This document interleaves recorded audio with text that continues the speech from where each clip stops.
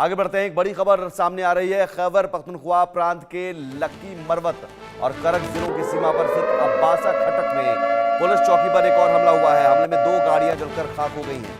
बड़ी बात यह है कि खैबर पख्तूनख्वा में बीते 2 दिनों में ये लगातार तीसरा हमला है।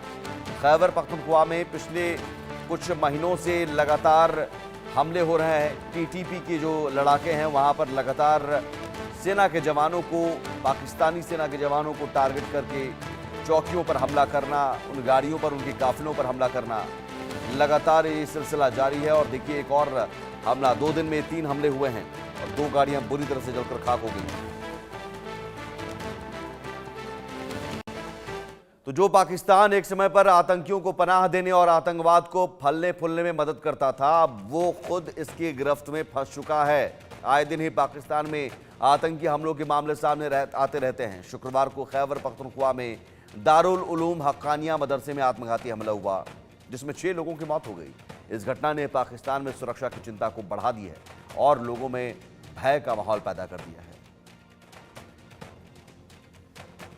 पाकिस्तान के खैबर पख्तूनख्वा में फिर धमाका। मस्जिद में आत्मघाती हमलावर ने खुद को उड़ाया। धमाके में हामिदुल हक हक्कानी की मौत।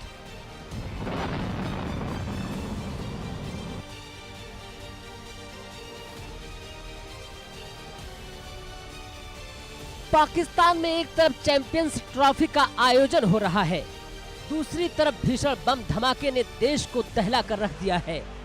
मदरसे में हुए आत्मघाती हमले से खिलाड़ियों की सुरक्षा को लेकर गंभीर सवाल खड़े हो रहे हैं।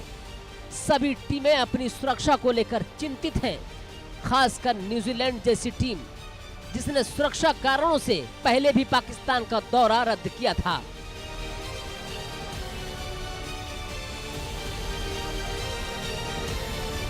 पाकिस्तान के खैबर पख्तूनख्वा में दारुल उलूम हक्कानिया मदरसे में एक आत्मघाती विस्फोट हुआ, जिसमें कई लोगों की मौत हो गई और 20 से ज्यादा लोग घायल हो गए।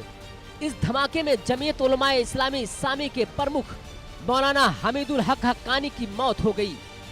खैबर पख्तूनख्वा के मुख्यमंत्री की सूचना सलाहकार ने मौत की पुष्टि की है। मौलाना समीउल हक के बड़े बेटे हामिदुल हक एक राजनीतिज्ञ और इस्लामी विद्वान थे। 2002 से 2007 तक नेशनल असेंबली के पूर्व सदस्य रहे थे। अपने पिता की हत्या के बाद जामिया दारुल उलूम हक्कानिया के कुलपति बने और JUIS के अध्यक्ष के रूप में भी काम किया। 2023 में उन्होंने धार्मिक कूटनीति के हिस्से के रूप में अफगानिस्तान में पाकिस्तानी धार्मिक विद्वानों के एक प्रतिनिधिमंडल का नेतृत्व किया और तालिबान नेताओं से बातचीत की। धमाके बाद से सुरक्षा बलों ने पूरे इलाके की घेराबंदी कर दी और हमले का कारण और इसमें शामिल लोगों का पता लगाने के लिए जांच जारी है। शुरुआती जानकारी में सामने आया है, नमाज के दौरान मस्जिद के मुख्य हॉल में भारी संख्या में लोग मौजूद थे। तभी अचानक आत्मघाती हमलावर ने नमाज खत्म होने के बाद खुद को उड़ा लिया। इस धमाके में कई लोगों को अपनी जान गंवानी पड़ी। रिपोर्ट में कहा गया है कि मौलाना हामिदुल हक हक्कानी विस्फोट का टारगेट थे।